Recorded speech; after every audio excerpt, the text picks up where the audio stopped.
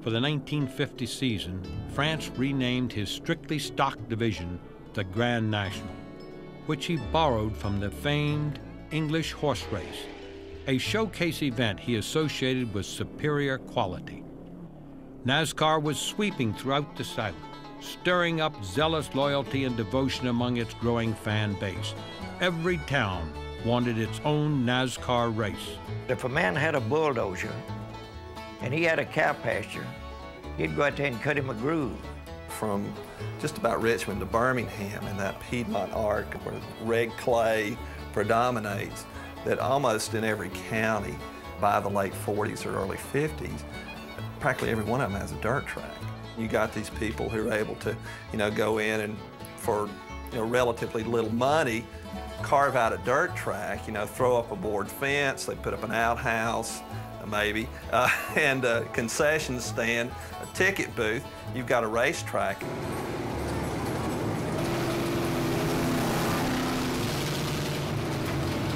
These people are racing these old late 30s Fords.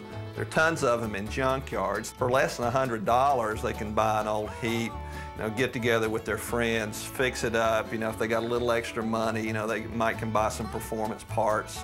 They can go out and try their luck. Upper-class Southerners sneered at what was going on down at the dirt track. It wasn't the place that you wanted your daughter to go. This is very much a working-class phenomenon. Watching a NASCAR race from the grandstands could be an uncomfortable experience for both driver and spectators alike, as Frank Mundy discovered after cruising to victory one Sunday.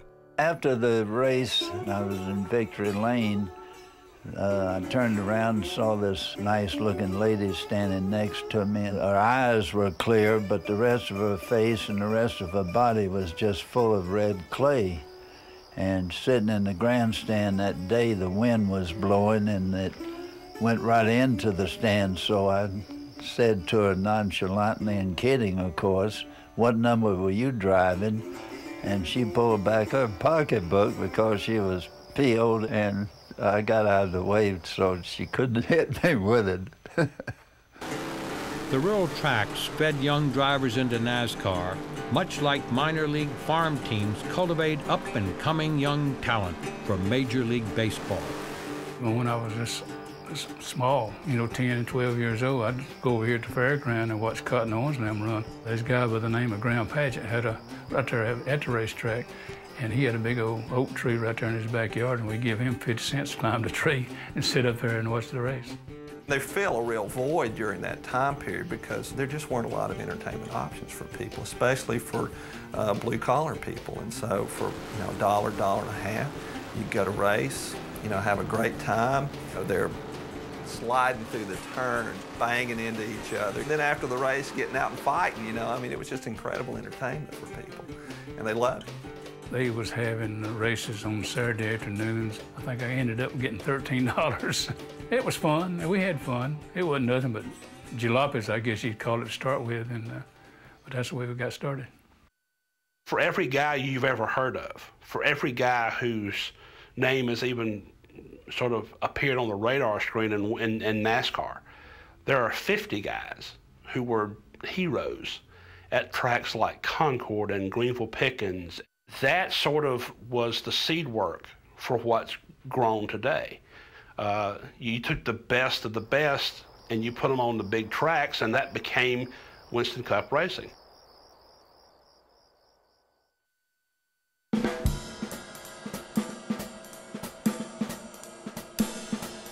By 1950, the gritty stops on the NASCAR circuit included dirt bull ringes like Charlotte Speedway on Thursday night, Asheville, Weaverville on Friday, Macon on Saturday, and Lakewood on Sundays. So just about everyone was shocked when businessman Hal Brazington announced he was constructing the South's very first superspeedway, a 1.25-mile paved asphalt track from an isolated patch of farmland near Darlington, South Carolina. Brazington hoped the track's status would one day rival that of the prestigious Indianapolis Speedway. The unusual pear-shaped design was the result after Brazington was forced to build the track around Ramsey's Pond, named after an avid bass fisherman and minnow farmer who owned the land. There was no place to stay, hardly any place to eat. I remember I slept on the courthouse lawn for 2 or 3 nights. The marquee event, the Southern 500, would run on Labor Day 1950. France feared the late model stocks would not last 500 miles, but NASCAR sanctioned the race anyway. The race offered the richest purse ever for a stock car event, with over $10,000 going to the winner.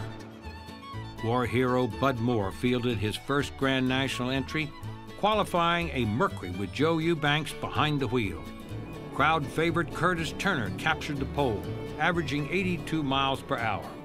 No one had any idea how the stock cars or tires would respond on the asphalt. We just had old street tires on, and they squealed.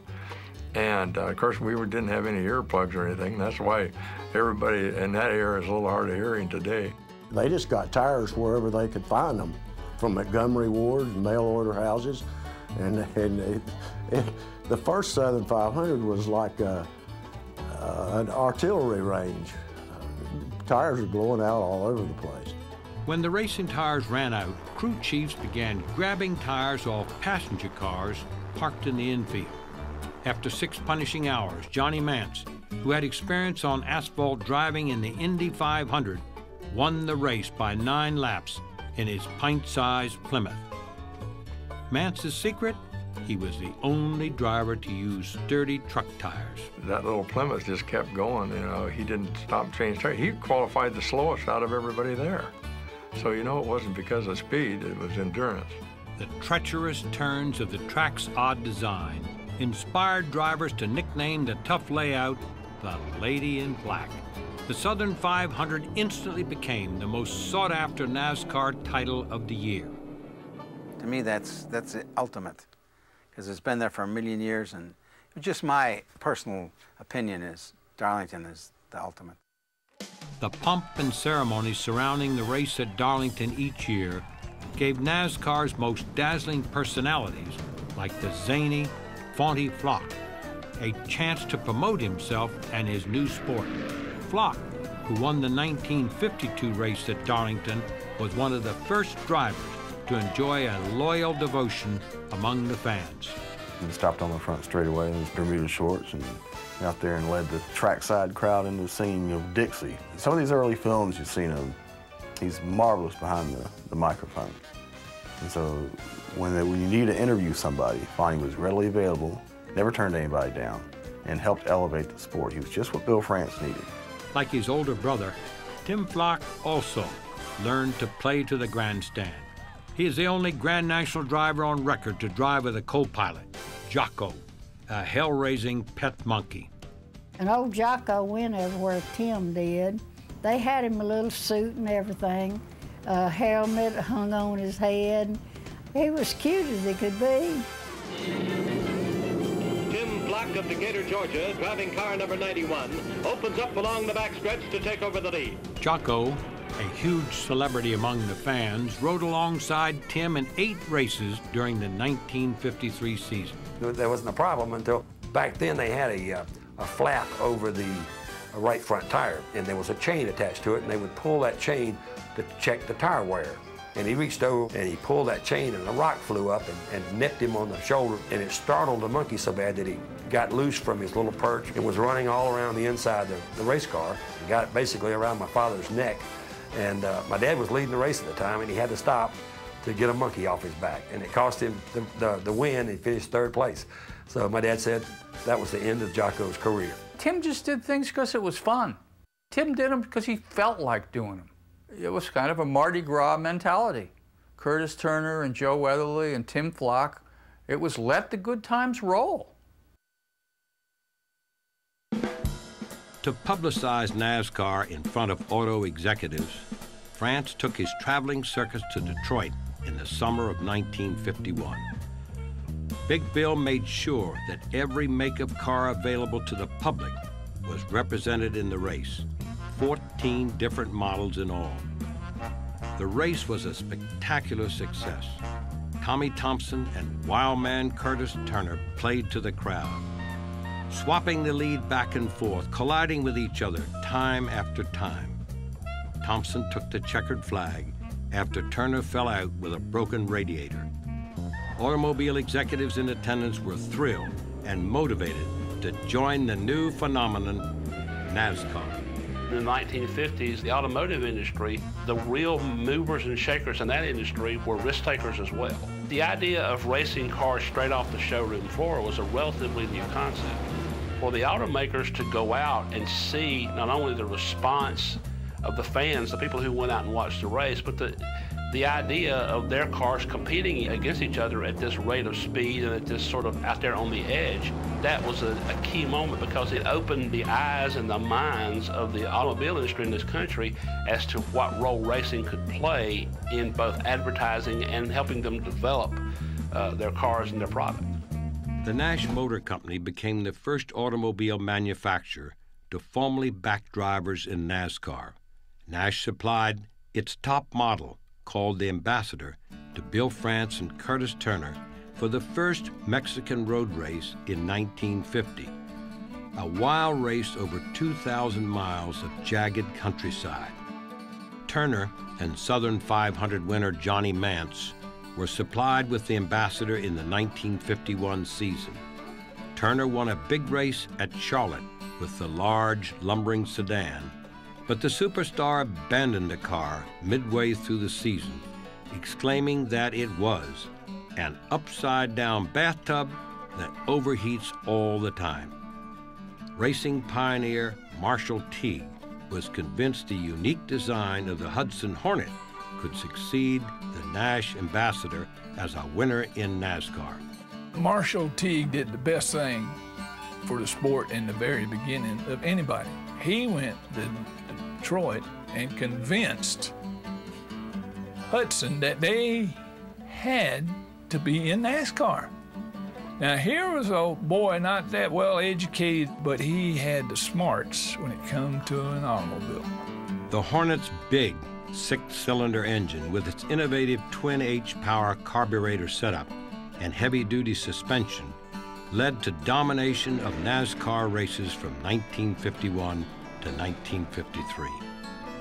The engines of the Hornets rarely overheated, a key to surviving most early stock car races. The Hornet's superior mechanical traits, in unison with its unique engineering, made it the first great racing stock car. When you open the door on a Hudson, the floorboard, you had to, it dropped down. You stepped down inside of it, and the whole silhouette of the car was lower to the ground. And that's what made it such a good race car, because all the weight was closer to the ground. With superstar drivers Marshall Teague, Herb Thomas, and Tim Flock, the Hudson team won 3 straight championships from 1951 to 53.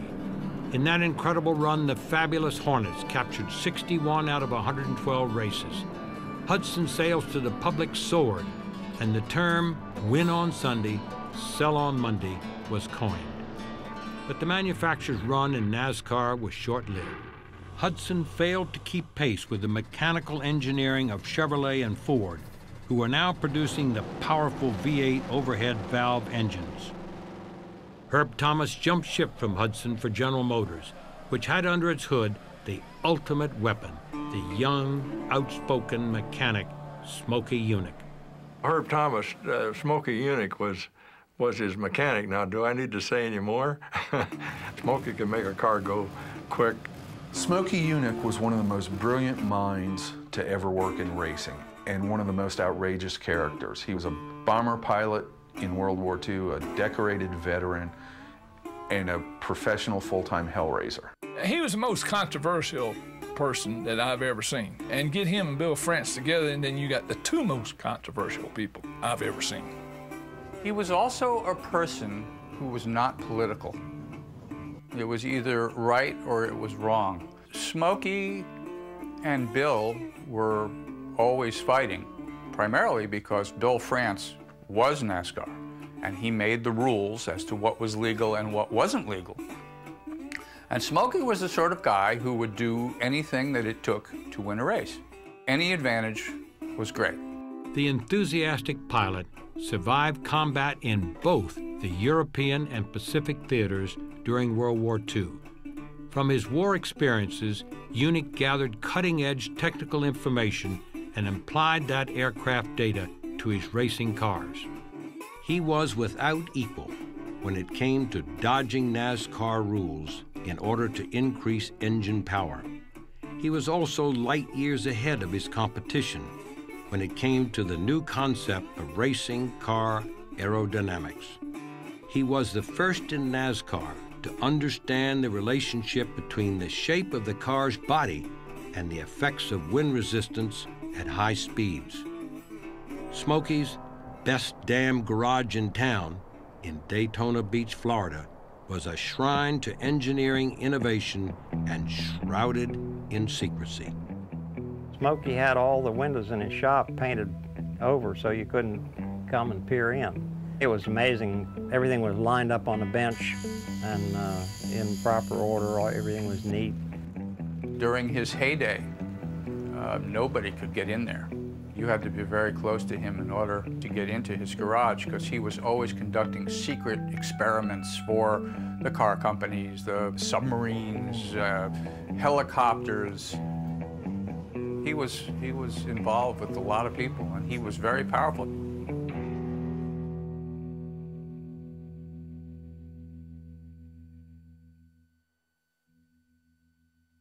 Like Smokey Unick, industrialist Carl Kiekhaefer, founder of the Mercury Outboard Motor Company, helped propel NASCAR into the progressive jet age of the 1950s. Carl Kiekhaefer brought a level of professionalism to the sport in the mid-1950s that no one had ever even remotely approached. There was no money in stock racing until Carl Kiekhaefer came along with his Chryslers, and that was a very well-funded team, and it won more than its share of races because of that. He went out and he hired Junior Johnson, Buck Baker, Speedy Thompson, Fonty Flock, Frank Mundy. It was the Kiekhaefer team running against the rest of NASCAR. He was a drill sergeant. He fired people that didn't even work for him. Never took a penny out of racing. All he wanted was the trophies. And he was a real sportsman, and he hated to lose.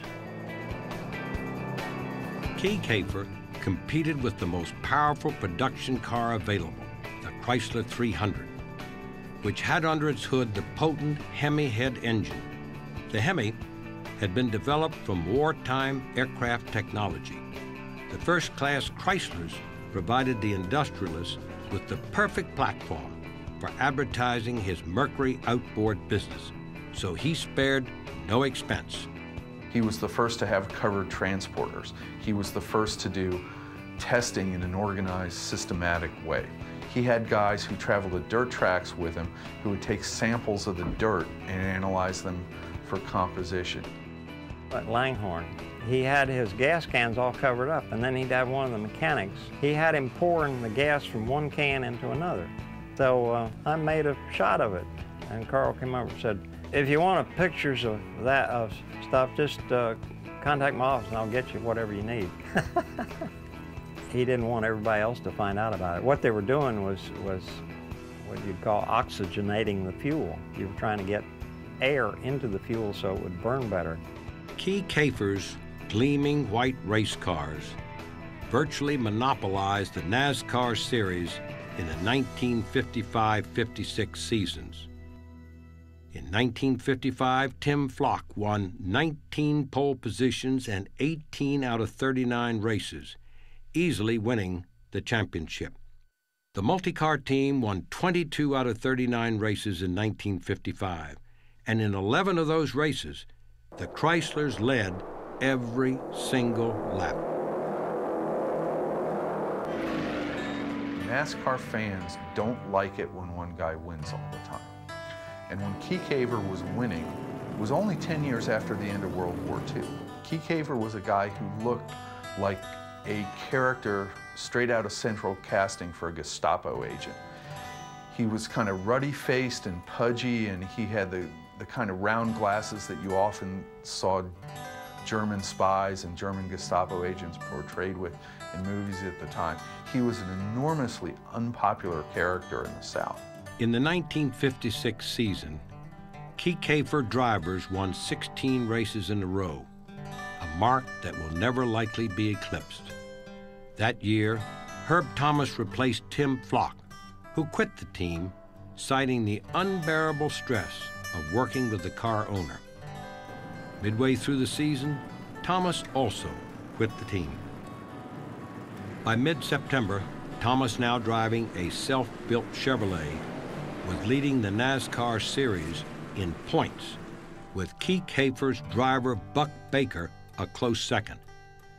To boost Baker's chances of winning the championship, Kieckhafer made an unusually bold but legal overture to France.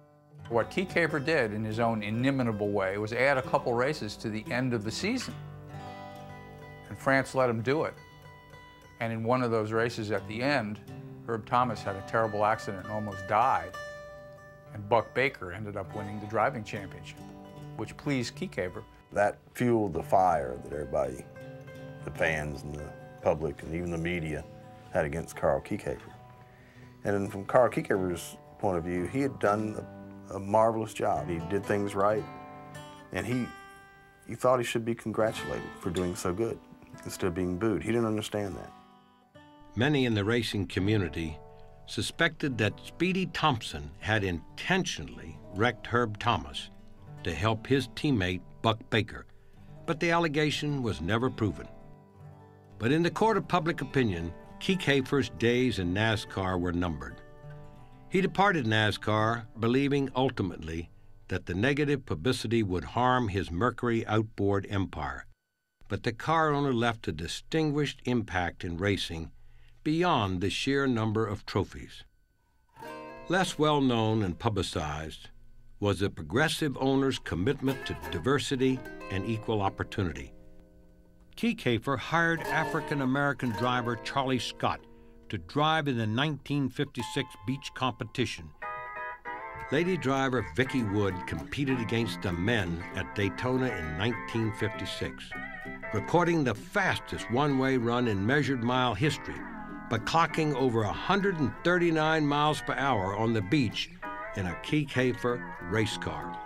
It was something fascinating to run on the sand. I've never gave it a thought. Anybody driving on a beach like that, and here you can go 100 and some miles an hour and think nothing of it. It was the biggest thrill I had ever in my life. 9 different drivers won 52 of 90 starts for Kieckhafer during his short 2-year NASCAR incursion. The car owner spent well over $1 million, much more than his closest rivals, the big boys in Detroit. Kieckhafer's remarkable success ignited a fierce war between the big 3 automakers for command of NASCAR. Embarrassed by the Chrysler success, Ford and General Motors rushed full throttle into the NASCAR 1956 season. The advertising, clout, and financial backing of the car makers gave NASCAR credibility and the national audience it sought. Containing the influence of the automakers in this series would become one of Bill France's biggest headaches. But for now, his enduring vision of NASCAR was approaching reality. AAA's supremacy in auto racing had a serious challenger.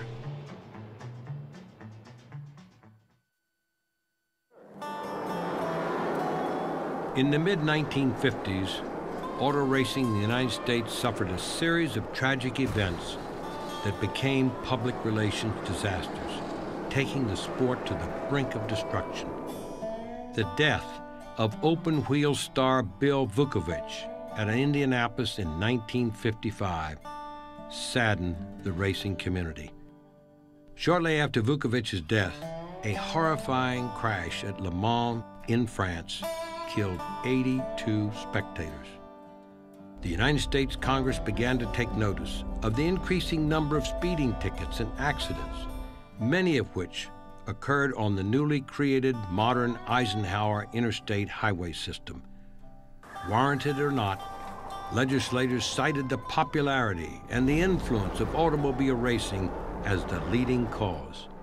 Washington threatened to ban all auto racing if safety did not improve.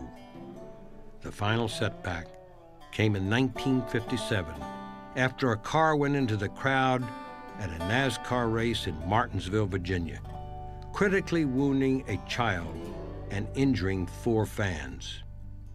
Feeling pressure, the American Manufacturers Association in 1957 pulled its support of racing. Next, the big 3 automakers publicly withdrew from NASCAR, though quietly they continued to supply teams through their dealerships. Finally, the venerable American Automobile Association, AAA, the leading sanctioning body in auto racing since the turn of the century, voted to leave racing altogether. While other racing bodies scrambled to deal with the 1957 fallout, Bill France saw the chain reaction of events as an opportunity to realize his ultimate dream for NASCAR. All the hurdles that had been built in front of Bill France disappeared overnight, and there was the opening he needed to go out of the Southeast and promote NASCAR elsewhere in these United States. Bill France needed a fresh new star to put a positive spin on NASCAR after 1957, and Glenn "Fireball" Roberts was the ideal candidate. The intelligent Roberts earned his nickname pitching for the minor league baseball team, the Zellwood Mudhens. Fireball was the perfect image NASCAR wanted to portray as the series began to move into the age of television. In the coming 1958 season, Fireball would win 6 out of 10 events, including the Southern 500. 2 of the wins were earned on superspeedway tracks, making the brilliant young star the first racer to win 3 straight superspeedway events in a single year. He was the first of what we call a thinking driver. Before a race, he would handicap the other drivers so that he would know who would be safe to pass on the outside and who he didn't trust. He was a very, very smart guy. He was an engineer, and he was a handsome guy. He had a tremendous amount of charisma, and he had that fabulous name. He was my god. He was one reason I ever wanted to go racing. Fireball was like my mentor. Fireball was a complex individual. He was a plucky perfectionist. Didn't have a lot of time for other people when they interfered with what he was doing. He was never a favorite of the fans, and he was a hard ass, but he was a hell of a driver. If Fireball was the future of the sport, it was the stern Lee Petty who was now on a winning streak. With unwavering consistency, Petty had pounded out the Grand National Championship in 1954.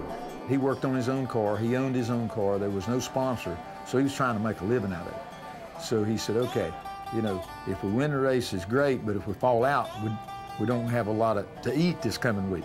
So it's better to run second, third, fourth, or fifth, finish the race, not tear up your equipment, and then you get a paycheck at the end of the day. Lee once said, you know, if we'd have been ditch diggers, we'd have been good ditch diggers.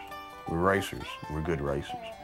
The 1954 championship was gratifying payback for Petty, who had lost the title in 1950, when France docked him for competing in outlaw events not sanctioned by NASCAR.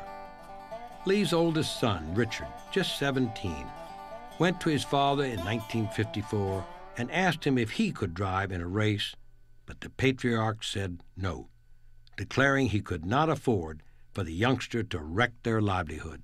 Fortunately for Richard Petty, in 1958, his daddy Lee won the racing championship. So they had money that allowed Richard to run. If Lee had not been successful in '58, it's very possible that Richard would have been a mechanic.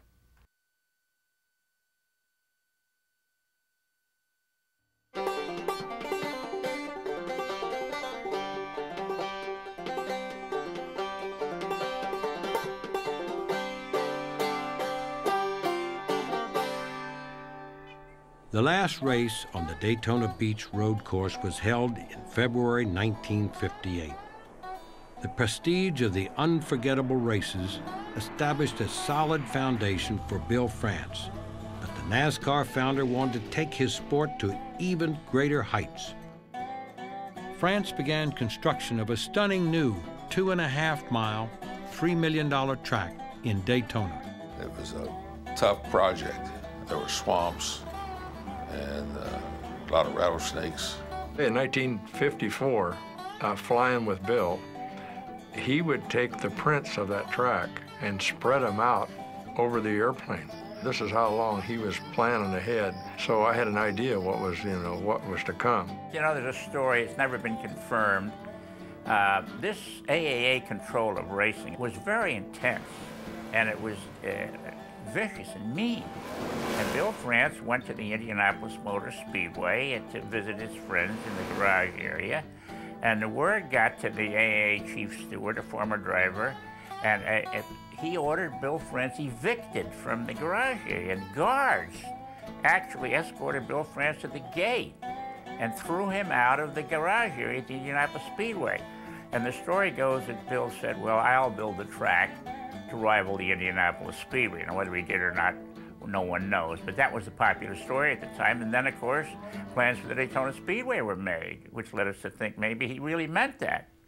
France designed the track with both the drivers and the fans in mind.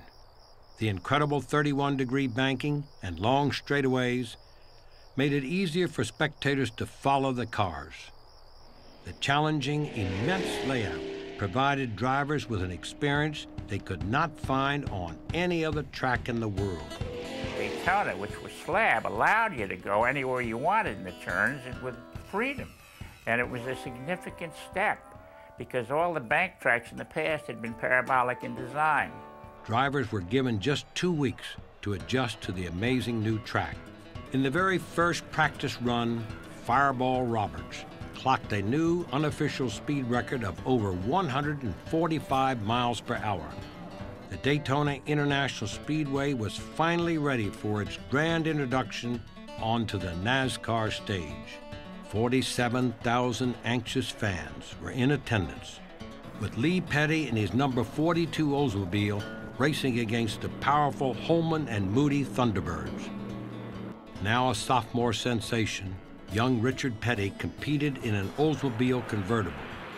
The track's inaugural 500-mile race was historic.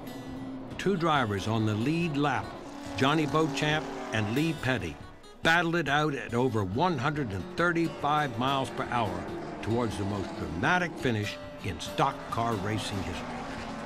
Bill France called Johnny Beauchamp the winner. It was rather clear that Lee Petty won. Joe Weatherly, who was 2 laps down but didn't know it, added to the chaos when he dashed to the checkered flag on the outside of the track alongside Petty and Beauchamp. 60-some hours later, the evidence was there in both film footage and the photo, which Lee Petty was about 1.5 feet, 2 feet ahead, clearly. Bill France did the right thing in the end. He drug it along, but Betty Kahn, the writer of the Daytona Beach News Journal at the time, says he milked every moment out of that race. Kept on getting more and more suspenseful each day. Who won the 500-mile sweepstakes race? And finally declared Lee Petty as the winner. They overturned it. It was on the front page of sports pages for 3 days. And if it had just run the race, and Daddy would have won the race, and it would have been in Monday, Tuesday and Wednesday, you wouldn't have heard about it. So it got to be a lot of controversy, and as the controversy really brought Daytona to the forefront right quick with just one race. For the race to come down to photo finish after 500 miles of non-stop racing, no caution flags, if Hollywood would drum that up, you'd have laughed it off. There were 33 lead changes in the first Daytona 500. Petty ran a whopping 33 miles per hour faster than any previous Grand National race.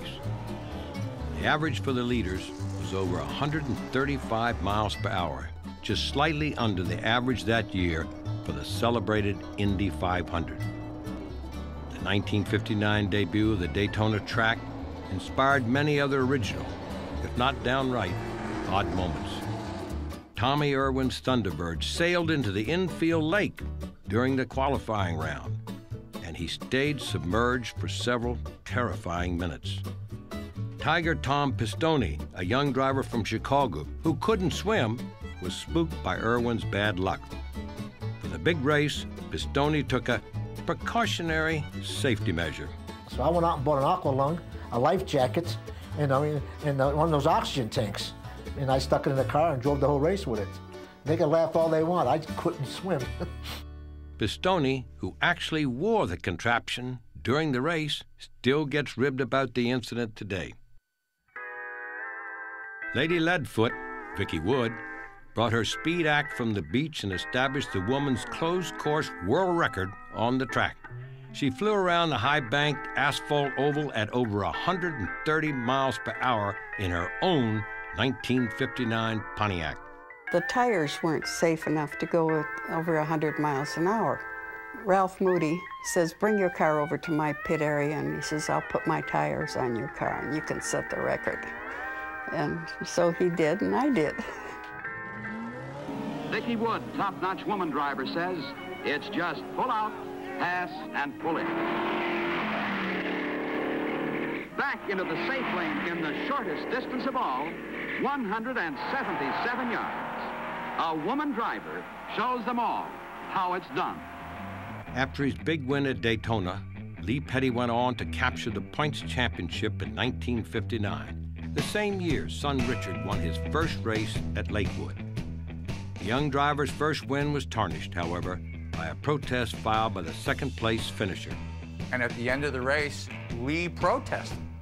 He complained that they had added up the laps wrong and that Richard hadn't won, Lee had won. And they went back and checked, and they gave the victory to Lee. But there are not a lot of people who would protest victory of their own son. Lee was the guy. Despite losing out to his father at Lakewood, Richard was awarded Rookie of the Year honors in 1959. 1 year later, the 22-year-old finally got his first official win at a 100-miler in Charlotte in February 1960. Lee Petty's youngest son, Morris, tested his skills as a driver, but found his greatest contribution was tuning engines for the family team. Petty Enterprises, the most successful NASCAR team in history, suffered its own share of growing pains. We've been through a lot of stupid stuff and accidents that was beyond people's control. I mean, we ran over Red Mile or Martinsville. What happened, they jacked the car up and he'd crawled under the car. And for some reason, I decided to go. Anyhow, I ran off and it just burned all the stuff across his shirt, got his skin and stuff, had black marks right across his chest. A couple of weeks, he healed back up and come back to work.